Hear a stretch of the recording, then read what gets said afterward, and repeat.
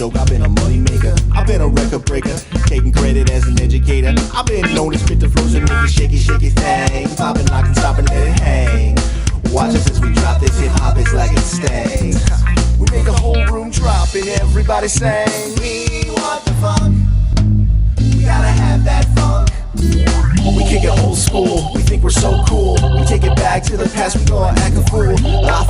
Up jumps the middle finger, make my Jaeger. Hello, hello, hello. Welcome to Sports Buzz, a Fan-atical View. I am your host, Scott D. Lewis, here live in studio, Comcast Cable, Channel 23, downtown Danbury, Connecticut. On this, what month are we in? September 14th. Holy cow. You know, it's almost officially the end of summer at this point. Although a little bit of a sneaky heat creeping back up on us this week, a little humidity, letting us feel that summer isn't quite over. But we are here from 6:30 to 7 back. We've been off the last couple of weeks. Things got a little out of control with the late summer work schedule, so we had to bow out. But we have returned, much like football has returned, and baseball now is winding down in the pennant races. But really, I had to come back to the show just to dispel the rumors that I was leaving the air here to go be the new co-host for Boomer Esiason on the morning show. His partner, Craig Carton, in a little bit of trouble over there on WFAN. So no, I didn't go jump ship and go take over that morning duty, Boomer and Lewis as it would be, instead of Boomer and Carton. I am here, loyal to Comcast Cable, Channel 23, and I am sticking around, so you can't get rid of me that easily. But we are here. 203-792-4101 is the number if you do want to call in. I am flying a bit solo here, so the phone lines are definitely open as my right-hand man, Mr. Bob Raw Jr., is back in the director's seat. Bob's show, of course, Spotlight on Tuesday nights at 9, Wednesdays at 12. Our usual director, Mr. Mike Toohey, is out again. Expose Cinema, Friday nights at 9, Wednesday at 1 is his show. Do want to mention also that my photography show is still up over at Hancock Hall in Danbury, another few weeks or so, part of the Cultural Alliance of Western Connecticut. It's been a great experience so far putting that show up, meeting some people over there, getting some great feedback, and it'll be up for another few more weeks into early October if you want to get over there and check it out. Pretty good looking show, I would say so myself. So go on over and check them out. And you can check on anything else Cultural Alliance is doing on their website and also with Facebook and Instagram and all that good stuff. Also want to mention SNYRA, Southern New York Racing Association. Speaking of moving images and cars and photos from cars, that will be coming up this weekend, September 17th, which is that Saturday or Sunday? Sunday, 11 a.m. to 4 p.m. Relive the Danbury Fair Speedway's race arena, and there'll be old-time racers down there and all the cars and whatnot on display for you to check out. Of course, our guy here, Dave King, will be there playing some music. Bob will be down there with the camera, I am sure, filming, getting some good footage of all the happenings. And it's at the PAL building over in Danbury, so always a good time. Vintage race cards and cars. Is it cars or cards? Do they have any cards to go along with the cars as well? On display, somebody with the typo there on the big promotional photo this year. We will hold off on talking a little bit about Jolene's Uncle Moose and the big tribute, because we'll do that one week when Bob is actually sitting in the hot seat with me. I do think we got that nice picture though of Moose, and there she is, Jolene, as a young child down at the Rogers Park softball games, and her big Uncle Moose giving her a nice hug and holding her after her game. But we'll get Bob to talk about that another week as they did their tributes to Moose down there at Rogers Park the other week. Speaking of baseball, we had a little bit of day baseball today. The Red Sox wrapped up their 3-game series with the Oakland A's this afternoon. They came away with the 6-2 victory to take a 2 out of 3 series victory there over Oakland. It's a crucial win for the Red Sox, who moved to 83-63, 20 games over 500. They have not really been able to break that mark and get a little bit higher than that. I would like to see them jump to about 25 games over or so. They got about, 14 games remaining, coming down the real stretch here as they continue to try and hold off the Yankees. They sit 3.5 ahead of the Yankees. Yankees do play tonight against the Orioles, starting a 4-game series. How about this for the Yankees? Finishing the season playing 14 out of their final 17 games at home. And they start that stretch with 4 against Baltimore tonight. Yankees at 79-66. So that's 13 games over 500. Let's not forget now that the Yankees were 15 games over 500. I believe it was July 15th when they had that hot start to the season. So since July 15th, they have been below 500, yet they have maintained the top spot in the 2 wild card race situation. So does that say that they've been playing great, or does it say that the rest of the American League just hasn't been playing all that good? The Twins are actually the hottest team right now in that wild card position, 76-69, but still, Yankees are +3 on them, so they haven't really been able to catch them either. Then you got all these other teams, the Angels and Seattle. Angels are 2 back of the Twins. They're over 500. Seattle at 73-73 are at 500. So the second wild card, as I've complained about it, just adds other teams to the mix. I mean, I think it'd be much more compelling if it was the Twins not having the safety net of being the second wild card team and needing to catch and pass the Yankees for that 1 wild card. Instead, you got the Angels in Seattle, hovering around 500, thinking they're still in the race. Kansas City and Texas below 500, still thinking they're in the race. Baltimore and the Tampa Bay Rays as well. These teams are below 500 and they're still within the race. I mean, I don't know. I think it'd be much more dramatic and much more compelling to see 2 teams at 10 and 13 games over 500 holding each other off, with one who's having a decent year, Minnesota, who, if they don't catch the Yankees, would be out. Instead, they're going to get to catch them or not catch them and play a 1-game playoff. And the other teams get this false bravado thinking that they're in the race when they're really not, because they're not even, above 500. They're sitting at 500, maybe a game or 2 above 500. So I just think this second wild card is a waste of everybody's time, but it keeps other cities in Major League Baseball interested longer through the season, think that they have a chance to make the playoffs, get that 1 game.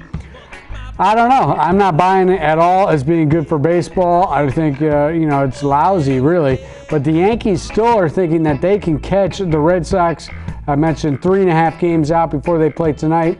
They can either be 4 out or 3 out, depending on how they do against Baltimore tonight. And they also, with those 14 out of 17 home games, they caught a break that was basically 17 out of 20. Because of the hurricane, they played 3 games at Citi Field against Tampa Bay this week. So they were basically home for 17 out of the last 20.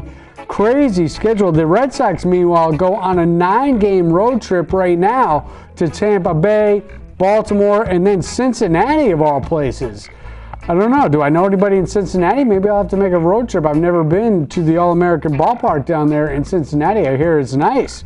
But the Red Sox playing interleague play next weekend in Cincinnati at the end of a 9-game road trip late in the year. They also have 4 games to finish the season at home against Houston. Interesting, to say the least, schedule things going on. The other compelling thing, if you want to get into it, Rookie of the Year race, is there we see Andrew Benintendi out in left field for the Red Sox. He's been red hot, had 3 hits today, 3 RBIs, I believe, 2 doubles. And, if you really look at it from an impact standpoint, in the second half of the year when games actually matter, he could possibly catch and pass. Here comes the judge. Here comes the judge who's batting, what, about 180 in the second half. He has hit a couple home runs late, but the 2 times he hit home runs in games were in blowouts. A game they scored 16 runs. He hit 2 home runs in that game. And in a game that they beat the Red Sox 9-1, he hit a home run late in that game in a rout. So he has not been doing anything when it matters. He's been batting 180.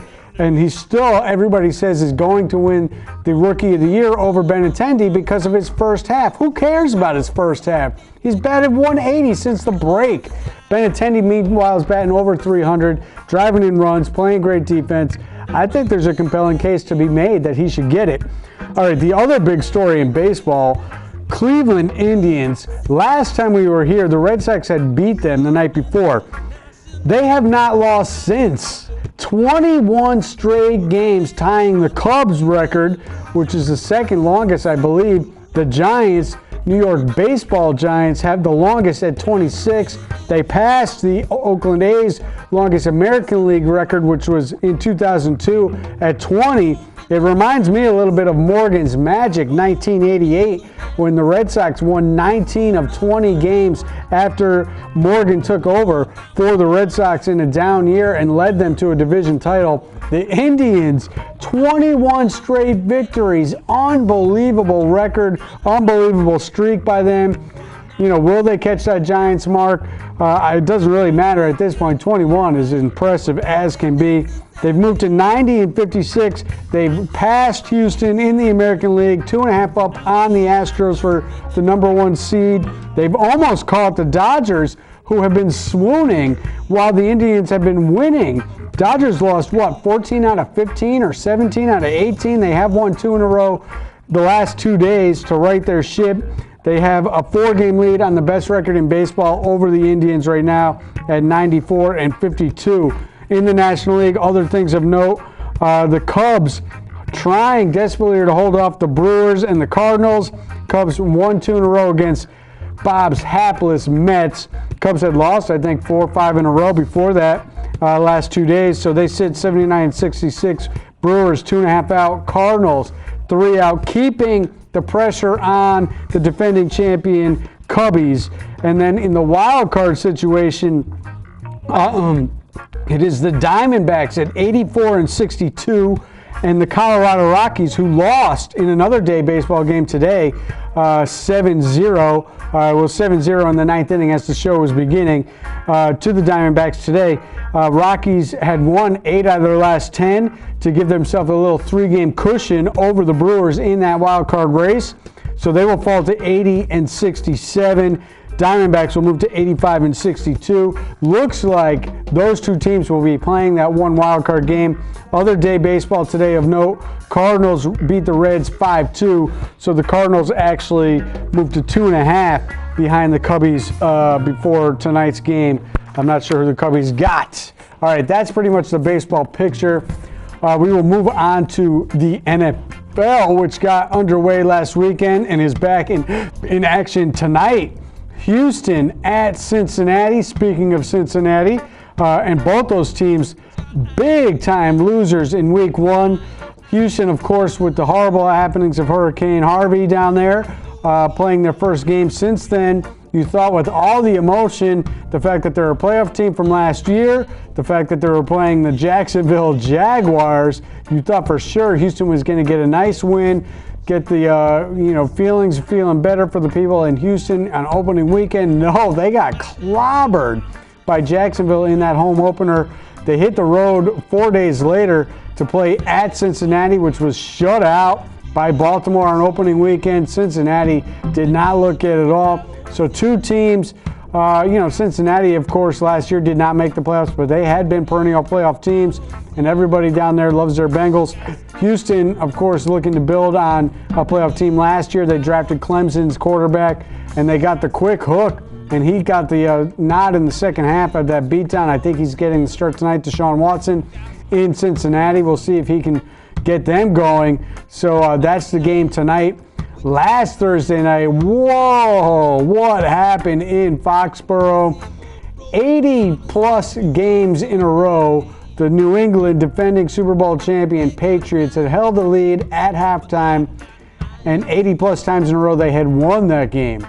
That did not happen last Thursday night, as our former Eaver director and also our Fatty Roots faithful Kansas City Chiefs just exploded for 200 yards and 21 points in the fourth quarter for a 42-27 beatdown, ruining the ring ceremony, Super Bowl celebration, the whole bit. Wow. So the Chiefs, pounded the Patriots, who go on the road down to the Big Easy to play the New Orleans Saints this weekend, who lost on Monday night to the Vikings. So Saints on a short week, Patriots on a long week. Patriots coming off a big letdown loss. Saints a loss at Minnesota. I think it's a tricky spot for the Patriots, but of course everybody likes their chances. They don't expect them to go 0-2. But the defense was shredded against the Chiefs, who unveiled some weapons, including a rookie. Crazy performance by the Chiefs in that game. So we'll see what happens with the Patriots going down to New Orleans. Other big games of local note, Sunday night primetime affair. I don't know what happened to Bob's G-Men. He showed up a little bit late to the show tonight, so I didn't even get to speak to him before the show to see what he thought of his New York Football Giants. 19-3? 3 points? Opening night? Whoa, what was going on down there as they got beat in the Big D? Cowboys. I hear some screaming and yelling from the control room. I'm not sure what they're saying, but maybe complaining about Eli. Eli not so good. Of course, Odell Beckham was out. Is he going to play this weekend? It's questionable, I know, and I don't think he's been practicing yet. I'm not sure how you're going to play when you haven't practiced in 5 weeks. They're more upbeat, they say, about his chances to play. Of course, Beckham was spotted dancing at a nightclub 2-3 games before that game in Dallas, so he was good enough to dance, not good enough to play. Reminds me of the boat situation last year before the playoff game. Odell just can't get it right when he gets it wrong. Giants are home on Monday night, so they get back-to-back primetime games to start the season. I really hate it when the schedule makers do this sort of thing. I don't think it's the right way to go for the league, for the team. Bob, I can't hear you. Just speak over the loudspeaker if you want. But they're home for Detroit, who beat the Cardinals in week 1. Another rally. Remember last year, that was the theme for the Lions. They had a bunch of come-from-behind victories. They did it again against the Cardinals this week.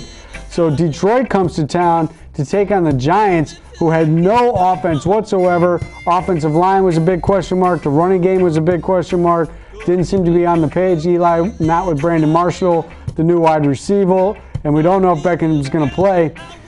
It'll be interesting to see. Will the Giants fall to 0-2 or they get a little home cooking this weekend?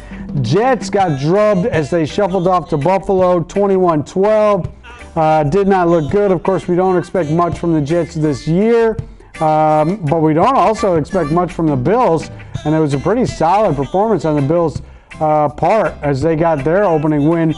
Bills are in a rebuild situation as well, we think. You never can tell until the season really gets going how these teams are going to be. But Jets down 21-12, and they hit the road at Oakland. The Raiders this weekend, who beat Tennessee at Tennessee this past weekend. So it looks like the Jets will be on their way to 0-2 as they head to the black hole. Last time ever. And it's always been a bad time for the Jets in Oakland, no matter what the records, no matter what the years.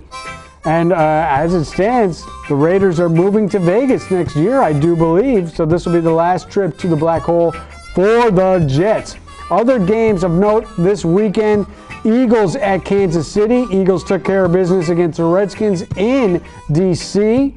And KC, of course, we know coming off the big win. Vikings at Steelers. Vikings, bouncing back from that horrible second half of the year last year. Got a victory against the Saints. Pretty impressive fashion at the Steelers. Steelers held on for a close win over the Browns this weekend. Dallas at Denver. Dallas held on with a blocked field goal I'm not sure if anybody knows, but there is a Korean kicker in the league, made the team for San Diego, lined up the game-tying kick late, and then the timeout came a little bit late maybe, but they gave the timeout. He had made the kick to tie it, he had to re-kick, and Denver blocks it, ruining the moment for the Korean kicker in San Diego. So Dallas at Denver, 2 unbeatens there. And the Packers, solid performance. It was kind of a dud of a game against Seattle, but they did hold on for the win. Seattle didn't do anything offensively. Real questionable call early in that game on an interception return for a touchdown. They took it off the board on a bogus block in the back call, and they kicked a player out for Seattle for nothing. They said he threw a punch he did not throw, and they threw him out. Packers beat Seattle. Packers head to the Falcons for another one of the more better games of the opening second week of the season here in the NFL. College football also underway as we near maybe, I think, perhaps the 10-minute mark of the show, or 10 minutes to go here in the show. There we saw UConn played 2 weekends ago, came from behind the Randy Edsall reboot era to beat Holy Cross. They did not play this weekend because of the hurricane. Their game was down in Florida. That game will be rescheduled. They do play at Virginia this weekend, so that'll be a much tougher test than Holy Cross. We'll see what UConn can do. I am not buying into UConn until, I don't know, I need to see a lot. Randy Edsall left a bad taste in my mouth the way he left the program. And, I'm going to need to see a lot from him to see if I want to buy back into this program. But we will keep track of it. Other games this weekend, Texas at USC. First time these two have played since one of the greatest college football games ever, the national championship game mid-2000s, with Texas and Vince Young winning it late against the powerhouse USC. Clemson at Louisville, another game of note. Clemson undefeated. Bama, Oklahoma, Clemson, USC, and Penn State are the top 5 teams. A big win this weekend. Oklahoma went to Ohio State, knocked them out of the top 5, crushed them really, and Georgia beat Notre Dame. That was kind of a big game. And then also a game this weekend I'll be paying attention to, Colorado State playing at Bama. CSU opened the season and their new stadium on the campus downtown. Really nice facility. Beat Oregon State in a great game, but then they bounced back and lost in a game. They didn't do anything offensively after they unveiled a bunch of great offensive weapons, it looked like, against Oregon State, losing to the rival Colorado. So that was a letdown. How about that for an opening season schedule? Oregon State, Colorado, and CSU. So that was not so great. And McFadden is here giving me the 5-minute mark notice. All right, so we're happy to see McFadden. I wonder how McFadden feels about his Jets this year. I wonder if he's in the camp of the should we tank and get the number 1 pick, or do you want to be competitive and try to win games? We'll find out maybe from him in the weeks to come as we talk more. All right, I did want to mention, as we got about 5 minutes to go, U.S. Open did finish up this weekend. It was a pretty good 2 weeks, weather-wise especially. Cool, comfortable conditions. And there we see Sloane Stephens, unseeded. We know Sloane Stephens in recent years has been a young American player who we thought was up and coming on the rise, but injuries have really curtailed her career. But she is healthy now, and she got it going in these last 2 weeks at the Flushing Meadows down there in Queens. And she finished off what was an All-American semifinal and then final for American women, making it Coco Vandeweghe, Madison Keys made it to the final. Sloane Stephens knocked off Venus in the semi. So it was great to see on the women's side all the women Americans making it to the semifinal and then the final, and then Sloane Stephens wins it, I believe, 6-3, 6-love in the final over Madison Keys. And so hats off to her as she got it done. Of course, Sharapova was a story early in the tournament, made it to the quarterfinal, her first time back in a major after she served her suspension from the banning for doping situation. And then on the men's side, it was Rafael Nadal, not to be denied at all.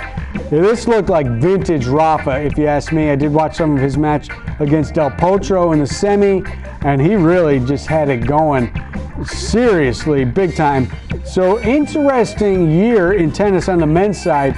Two of the old-timers who looked like they were out of the running. Nadal has not been the same in the last 2 years at all, really not in contention, and Roger Federer could not get it done. Roger was still getting to semifinals and some finals, but he just could not get it done. So how about this? In 2017, Roger wins 2 majors and Rafael Nadal wins 2 majors. Do you think these two guys are back? Seems that way. He gets his number 16th. Rafael Nadal did, 3 behind Roger all time for the men's major championships. And if Nadal is healthy like he was looking in the U.S. Open, you would have to think next year he's going to be back for more.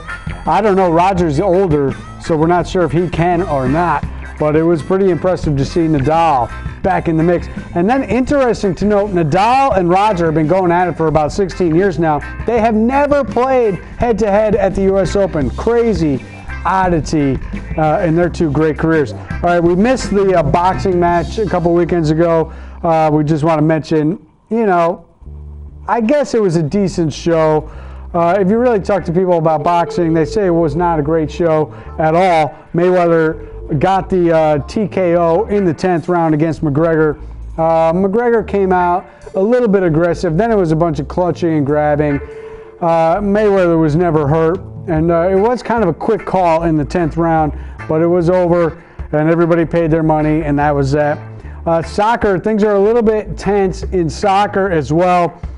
Costa Rica just has the United States number. They beat them in American soil a couple weekends ago as qualifying got back underway, which really puts United States in a tough spot.